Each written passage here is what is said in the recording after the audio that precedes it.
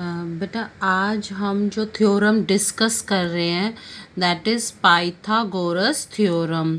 मैंने पहले भी गूगल क्लास हुई थी हमारी, उसमें भी बताया था, इसके बारे में रेफरेंस दिया था कि पाइथागोरस थ्योरम के लिए हमें किसकी ज़रूरत होती है, एक ट्रायंगल की। और वो ट्रायंगल कैसा होना चाहिए, उसमें एक एंगल 90 डिग्री का होना चाहिए। अगर उसमें कोई एक एंगल 90 डिग्री का है तो हम इस थ्योरम का इस्तेमाल कर सकते हैं, अदरवाइज हम इस थ्योरम का इस्तेमाल नहीं कर सकते हैं। तो पहली requirement for Pythagoras theorem is कि हमारे पास ट्राइंगल होना चाहिए और उसमें एक कोण, एक एंगल 90 डिग्री का होना चाहिए। लेट मी क्लियर, जो हमारा ये ट्राइंगल है ए बी सी, ये हमने लिख दिया राइट एंगल ट्राइंगल है। तो नीचे वाली जो लाइन है इसे हम कह देते हैं बेस। ये जो सीधी इसके ऊपर खड़ी है ये कहलाएगी परपेंडिकुलर। और ये वाली जो रेखा, जो तीसरी लाइन हमारी बच गई है, ये कहलाती है हमारी हाइपोटेन्यूज। तो ये स्पेशल नेमिंग हमने हर ट्रायंगल के लिए नहीं होती है, this is only for right angled triangle.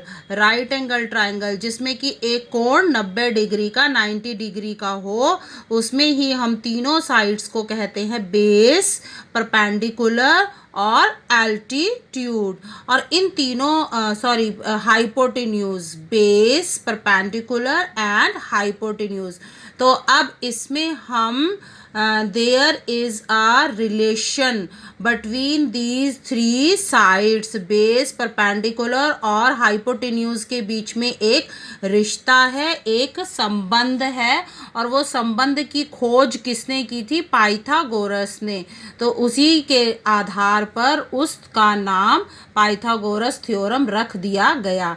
तो ये स्टेटमेंट है हमारे पास। इसकी स्टेटमेंट मैंने पहले भी बताया था, जब भी हम थ्योरम शुरू करेंगे तो कुछ बच्चों की आदत क्या होती है, वो कहाँ से शुरू करते हैं, वो गिवन से शुरू करते हैं, जबकि हमें कहाँ से शुरू करना है? स्टेटमेंट से। स्टेटमेंट का मतलब है हम अपनी बात को जस्ट इंग्लिश में लिख रहे हैं।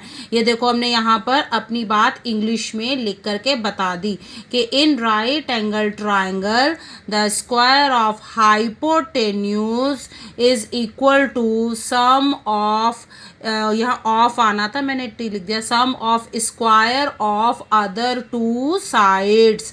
इसका मतलब है ये जो ये वाली भुजा है, जो सबसे लंबी भुजा है, हाइपोटेन्यूज है, इसका स्क्वायर किसके इक्वल आएगा? बाकी बची हुई दो के स्क्वायर, दो के सम के स्क्वायर्स के बराबर आएगा। ये एक अकेला इसका स्क्वायर किसके बराबर होगा? बाकी की बची हुई दो के स्क्वायर्स के सम के बराबर होगा। यानी ये अकेली ए सी का स्क्वायर किसके बराबर आएगा? B C square plus A B square आएगा। तो ये चीज़ हमें यहाँ पर सिद्ध करनी है, प्रूव करनी है।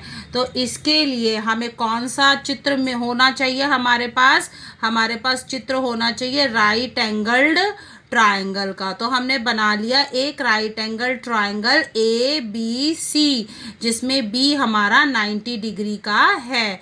तो एक हो गया, हमने सबसे पहले लिखी स्टेटमेंट, फिर हमने लिखा गिवन। गिवन में हमने लिख लिया right angle triangle.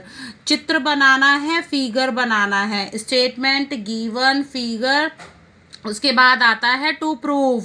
To prove में हमें थ्योरम लिख दी हमने कि H square is equal to B square plus P square. अब हम कंस्ट्रक्शन करेंगे और कंस्ट्रक्शन में हमें क्या करना है? हमने इसमें एक एक्स्ट्रा, इस ट्रायंगल में देख रहे हो ना, एक चौथी लाइन, पहले तो तीन ही थी, हमने इसमें एक चौथी लाइन और ड्रॉ कर दी है।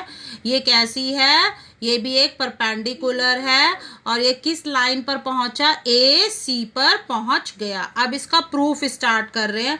बहुत सिंपल तरीके से मैं बताने वाली हूँ। मैंने पहले भी थेल्स थ्योरम भी बहुत इजी वे में बताई है, अब इसे भी बहुत ही इजी वे में आगे डिस्क्राइब कर रही हूँ। वो प्रूफ देख लो। सभी बच्चों को 1 मिनट में फटाफट से जो है वो ये थ्योरम करनी आ जाएगी। अब पहले तो कुल मिलाकर इस ऊपर वाले चित्र में त्रिभुज देखें, कितने त्रिभुज हैं, कितने ट्राइंगल हैं। इस पूरे चित्र में 3 ट्राइंगल हैं। कुछ कहेंगे 2 ही तो है, एक एरा और एक एरा, नहीं भाई 3 है। और एक बड़े को जो इनको लिए बैठा है, इन 2 को अपने अंदर लिए बैठा है, हम उसे कैसे भूल गए। तो एक बड़ा ट्राइंगल है और उसके अंदर 2 छोटे ट्राइंगल हैं। तो यहाँ पर गौर करोगे, मैंने क्या कर दिया है, एक बड़ा ट्राइंगल बना लिया। ठीक है, यहाँ पर भी दोबारा से 2 बार मैंने ये बड़ा ट्राइंगल बना लिया है। एक बार ये ट्राइंगल, सेम ट्राइंगल दोबारा बना लिया और इसके साथ बारी बारी से दोनों छोटे ट्राइंगल्स को इसके बाजू में खड़ा कर दिया, इसके साथ खड़ा कर दिया।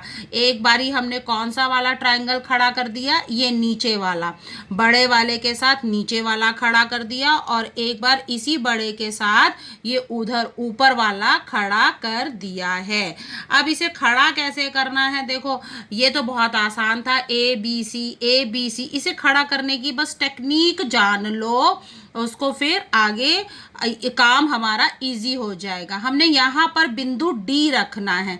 क्यों रखा मैंने डी, हम यहाँ पर बी भी रख सकते थे, सी भी रख सकते थे। क्यों डी ही क्यों रखा, क्योंकि ये डी एंगल, ये वाला इस त्रिभुज में, जो ये वाला नीचे वाला त्रिभुज देख रहे हैं, ये छोटा त्रिभुज, इसमें एंगल डी है 90 डिग्री का, तो डी को यहाँ रहना पड़ेगा।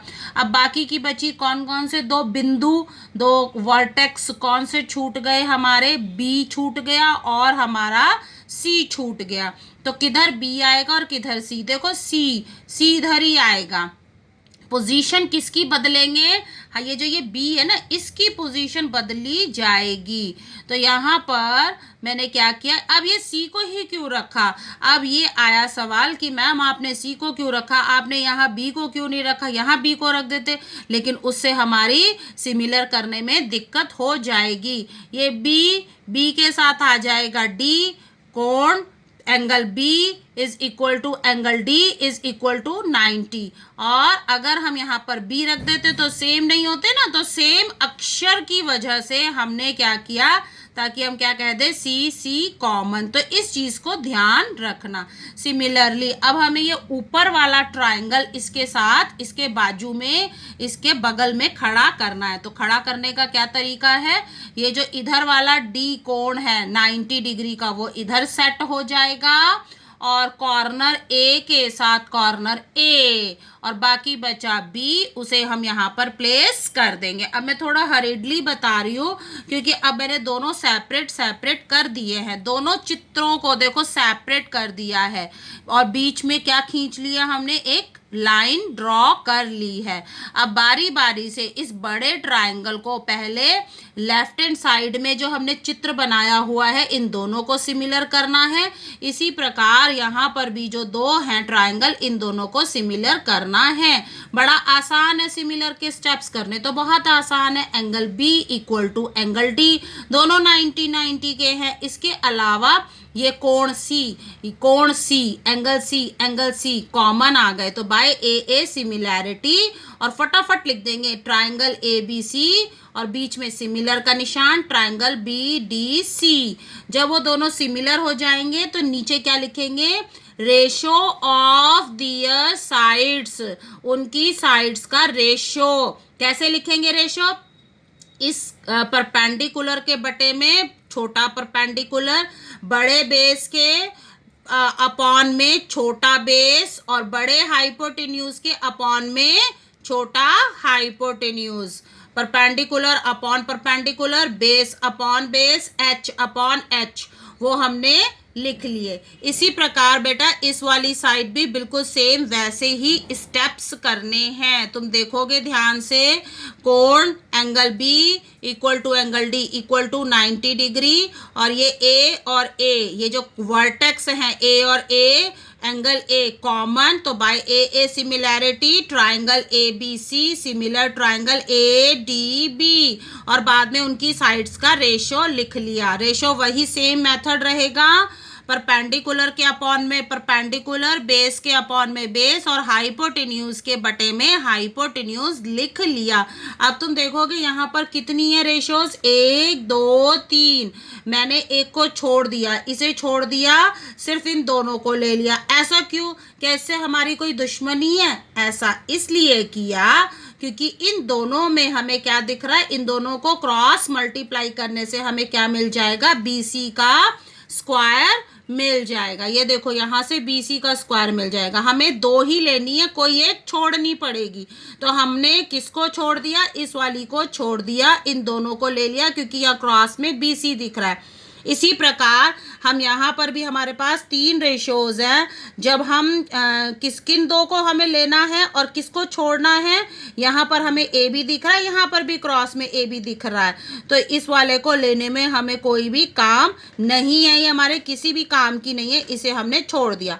इन दोनों को क्रॉस मल्टीप्लाई करेंगे तो क्या आ जाएगा, BC square equal to AC गुणा DC।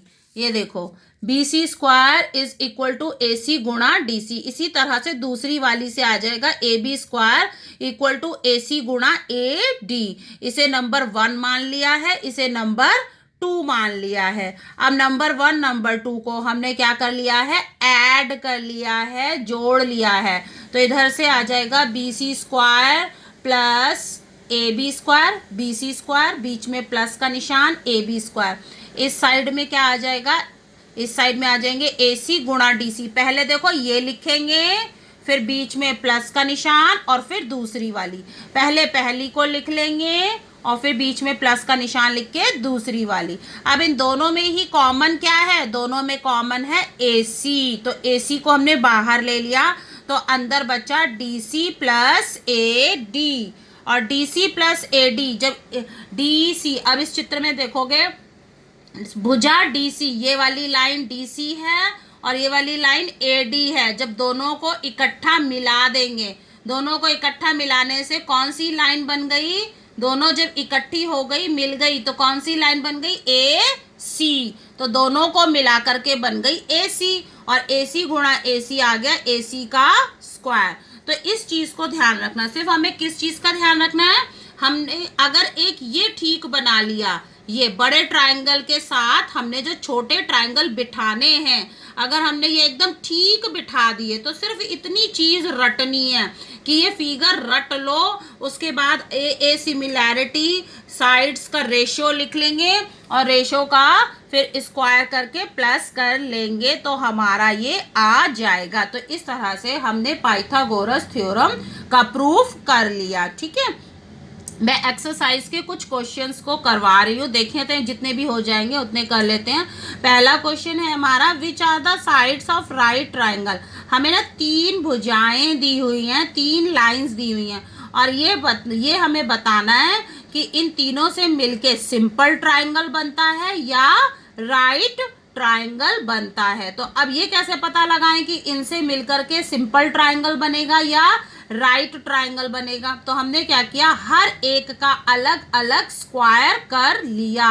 क्यों स्क्वायर क्यों कर रहे हैं हम, क्योंकि हमें कहाँ पर पहुंचना है, पाइथागोरस थ्योरम को कनेक्ट करना है, और पाइथागोरस थ्योरम में क्या होता है, स्क्वायर ऑफ सभी साइड्स। तो पहले 7 का स्क्वायर कर लिया, 7 का स्क्वायर कुछ तो अभी भी कह देंगे, 14 आता है, 14 आता है, 49 आता है, 7 मल्टीप्लाई 7 49। 24 का स्क्वायर करेंगे 576, 25 का स्क्वायर करेंगे 625।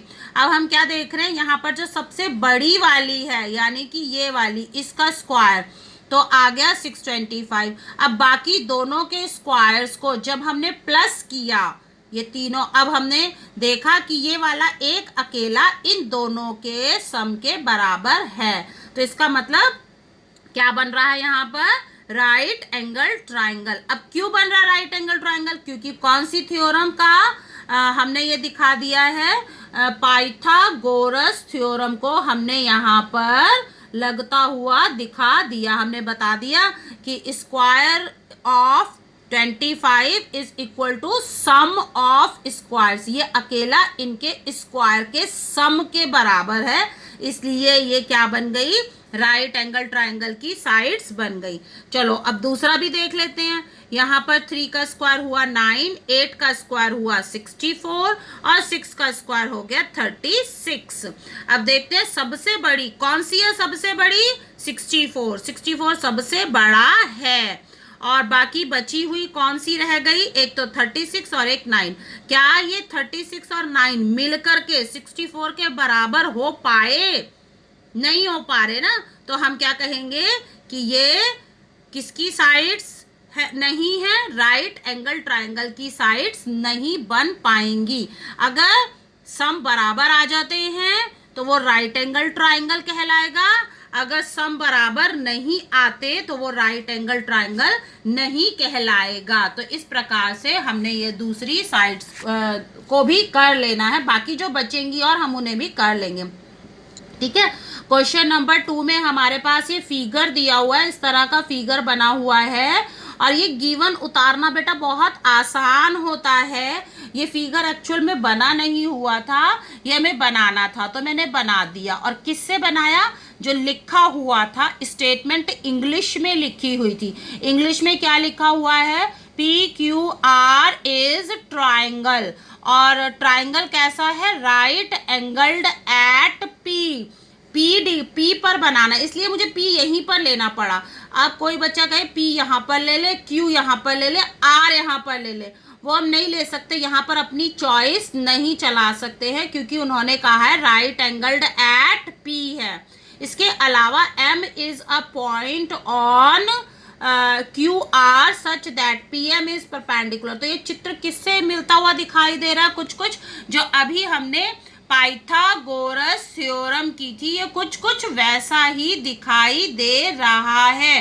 तो क्यों ना हम वही काम कर लें। मैंने बड़ा त्रिभुज अलग कर लिया और उसके अंदर जो दो छोटे बन रहे थे, दो जो और छोटे बन रहे थे, उन्हें भी अलग अलग खड़ा कर दिया। यहाँ पर इस चित्र में क्या हो रहा है, तीनों ट्रायंगल सभी एक साथ मिले हुए हैं, और यहाँ पर मैंने क्या कर लिया है, उन तीनों को अलग अलग कर लिया है। बड़े ट्रायंगल को अलग खड़ा कर दिया और दोनों बाकी के जो छोटे बचे उन्हें अलग खड़ा कर दिया। और खड़ा करते टाइम क्या ध्यान रखना है, परपेंडिकुलर M जो है वो यहाँ नीचे होना चाहिए। और ठीक उसी तरह जैसे मैंने बताया था, ये वाले ट्रायंगल का जब हम ये वाला ट्रायंगल को खड़ा करेंगे तो Q इसी तरफ रहेगा, और जब ऊपर वाले ट्रायंगल को खड़ा करेंगे तो R ऊपर ही रहना चाहिए। ठीक है, इस पे ज्यादा टाइम नहीं लेंगे, नहीं तो और क्वेश्चन डिस्कस नहीं हो पाएंगे। तो ये खड़े करने तुम्हें अच्छे से आने चाहिए, हर बार पाइथागोरस थ्योरम में जब आ जाएंगे तो उससे याद रह जाएगा। तो अब हमने वहां पर हम क्या अब हमें क्या मालूम है, ये जो बड़ा है और ये छोटा है, ये दोनों आपस में कैसे होते हैं भाई। अब कॉन्ग्रुएंट मत कहना, कॉन्ग्रुएंट को भूल जाओ, कॉन्ग्रुएंट में तो सेम शेप एंड साइज होता था, यहाँ पर साइज अलग अलग है, ये बड़ा है और ये छोटा है, तो ये कैसे होंगे आपस में, सिमिलर। बड़ा त्रिभुज PQR इज सिमिलर टू छोटा त्रिभुज। इसी प्रकार बड़ा त्रिभुज, अगर मैंने नंबरिंग दे दूं, नंबरिंग क्या दे दूं, नंबरिंग दे दूं, इसे दे दूं 1, इसे दे दूं 2 और इसे दे दूं 3, तो हम क्या कहेंगे, ये बड़ा त्रिभुज नंबर 1 त्रिभुज इज सिमिलर टू नंबर 2। ठीक है, इसी प्रकार बड़ा त्रिभुज number 1 is similar to number 3। पहला त्रिभुज दूसरे के भी सिमिलर है और पहला वाला ही तीसरे के भी है। तो बताओ इससे क्या साबित हुआ, या यूं कह दे छोटा सा एक कट मार देती हूँ, हल्का सा कट नहीं मारना। वैसे रह कौन से गए, कौन कौन से त्रिभुज रह गए, त्रिभुज MQP सिमिलर टू त्रिभुज MPR। दोनों, ये छोटे दोनों भी आपस में सिमिलर हो जाएंगे। ठीक है, ये दोनों त्रिभुज। अब जब ये दोनों त्रिभुज सिमिलर हो जाएंगे तो हम उनकी साइड्स का क्या लिख लेंगे, रेशो लिख लेंगे। Writing ratio of their corresponding sides, किसकी साइड्स की रेशो लिखनी है अब की बार, क्या बड़े छोटे की नहीं, अब की बार इन दोनों छोटों की लिखनी है, आपस में इन दोनों की लिखनी है। इन दोनों की लिखेंगे परपेंडिकुलर के बटे में परपेंडिकुलर, तो पी एम के बटे में आर एम, एम क्यू के बटे में एम पी, और हाइपोटेन्यूज पी क्यू के बटे में आर पी। अब एट अ टाइम हमें स्क्वायर वाली छांटनी है, एक तीसरी को छोड़ देना है, तो स्क्वायर किससे बनेगा, इन दोनों से। हालांकि ये एक तरफ पी एम लिखा है और एक तरफ एम पी आ रहा है, तो सोचोगे तो एम पी आ रहा है, लेकिन एम पी या पी एम एक ही बात होती है, तो यहां से इसका स्क्वायर आ जाएगा। तो ये देखो, ये हमारा साबित हो गया, प्रूव हो गया। छोटे छोटे एक दो क्वेश्चंस और बता देती हूँ, मुझे लगता नहीं है सारे मैं करा पाऊंगी, वीडियो बड़ी बन ही नहीं पाती है। तो नेक्स्ट क्वेश्चन, फोर्थ क्वेश्चन में हमारे पास है ABC इज आइसोसेलेस ट्राइंगल। इस ट्राइंगल की दो खासियत है, इस ट्राइंगल की दो खूबियां हैं। एक तो ये आइसोसेलेस भी है और राइट एंगल्ड एट सी भी है। ये मैंने कहाँ से उतारा है, ये पूरा का पूरा डिट्टो एज इट इज मैंने उतार लिया है बुक में से। बुक में यही लिखी हुई थी लैंग्वेज, मैंने सेम एज इट इज उतार लिया। और ये राइट एंगल्ड है, यानी ये कोण 90 डिग्री का होगा, 90 डिग्री का। और आइसोसेलेस भी तो है। आइसोसेलेस का मतलब क्या होता है, टू साइड्स इक्वल। अब कौन सी दो साइड्स हैं जो इक्वल होंगी हमारे पास, ये तो सबसे बड़ी होती है, ये तो लॉन्गेस्ट है, ये तो किसी के बराबर होने का मतलब ही नहीं है, तो सबसे बड़ी है अपने आप में।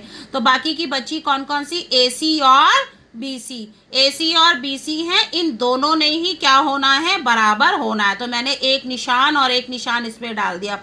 इसका मतलब side AC is equal to side BC, AC equal to BC है। तो देखो बड़ा आराम से हमने गिवन लिख लिया है।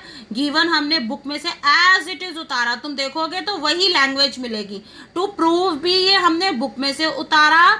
अब मैं प्रूफ कर रही हूँ। प्रूफ यानी कि जो हमें करना है, उसमें क्या चीजें दी हुई हैं, दो बातें दी हुई हैं। क्या क्या बातें दी हुई हैं, angle C is equal to 90 degree, तो हम पाइथागोरस थ्योरम लिख देंगे। इसी प्रकार AC is equal to BC, दो बातें दी हुई हैं, ये हमने प्रूफ में लिख ली। ये दिया हुआ है और ये दिया हुआ है। अब ये दिया हुआ है तो क्या लगाएंगे, पाइथागोरस थ्योरम। ये देखो पाइथागोरस थ्योरम लगा ली मैंने। 90 था तो पाइथागोरस थ्योरम तो लगेगी, तो पाइथागोरस थ्योरम लिख ली। H square is equal to B square plus P square. लेकिन यहाँ पर ये जो लाइन है, ये जो BC लिखा हुआ है, BC को, BC की जगह हम कोई क्या लिख सकते हैं, BC is equal to AC। तो मैंने इसकी जगह, यहाँ पर इसकी जगह वापस क्या लिख लिया, वापस दोबारा से AC लिख लिया। क्यों लिखा, क्योंकि ये दोनों भुजाएं, BC भुजा और AC भुजा आपस में बराबर है, तो BC की जगह वापस क्या लिख लिया, AC। तो अब कितने AC हो गए, 2AC हो गए। तो इस प्रकार से हमारा प्रूफ आ गया, AB square is equal to 2AC square. Next हमारा क्वेश्चन है क्वेश्चन नंबर 5। क्वेश्चन नंबर 5 में देखो ये दोनों कनेक्टेड है क्वेश्चन। अब अंतर जो पहचान जाएगा, अंतर अच्छे बच्चे, सयाने बच्चे तो पहचान ही जाएंगे। यहां पर दिया हुआ था हमारे पास triangle is right angle, 90 degree दिया होता, और दूसरा क्या दिया हुआ था, AC is equal to BC। पांचवें सवाल में क्या दिया हुआ है, एक तो हमें पाइथागोरस थ्योरम दी हुई है, यहाँ पर एक चीज ये दी है, AB square is equal to 2AC square, ये लिखा हुआ है, और दूसरा लिखा हुआ है आइसोसेलेस।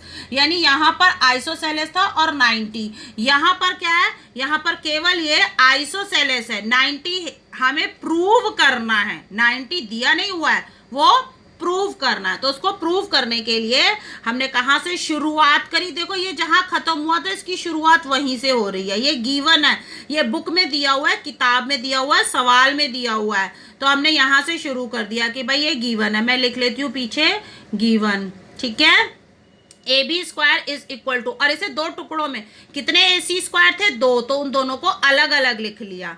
और अलग अलग लिखने के बाद ये जो ये वाला था ना, दो बार क्यों लिखें, इस वाले की जगह फिर क्या लिख लिया नेक्स्ट लाइन में, बी सी स्क्वायर। अब कहोगे ये कैसे लिख लिया, क्योंकि ये दोनों भुजाएं बराबर थी, तो मैंने उसका इस्तेमाल कर लिया कि ए सी और बी सी तो बराबर है, तो मैंने ए सी, एक ए सी की जगह बी सी लिख दिया। और ये तो क्या आ गई, ये हमारी पाइथागोरस थ्योरम आ गई, पाइथागोरस थ्योरम आ गई कि ये पाइथागोरस थ्योरम है। तो पाइथागोरस थ्योरम तो सिर्फ किस में होती है, राइट एंगल ट्रायंगल में होती है। तो इस प्रकार से हमारा ये त्रिभुज राइट एंगल ट्रायंगल बन गया। हालांकि मैंने नोट्स तो और बनाए हुए थे, पर वीडियो के लिए अब स्पेस नहीं है बेटा, तो अब इसे यहीं पर खत्म करनी पड़ेगी ये वाली वीडियो। मैं बाकी की ना पिक्स भेज दूंगी कुछ और क्वेश्चंस की, जो इम्पोर्टेंट क्वेश्चंस हैं और जो आने के चांसेस हैं, तो उन्हें भी देख लेना, उन्हें सीख लेना, उन्हें समझ लेना, और वीडियो सभी बच्चे देख लें।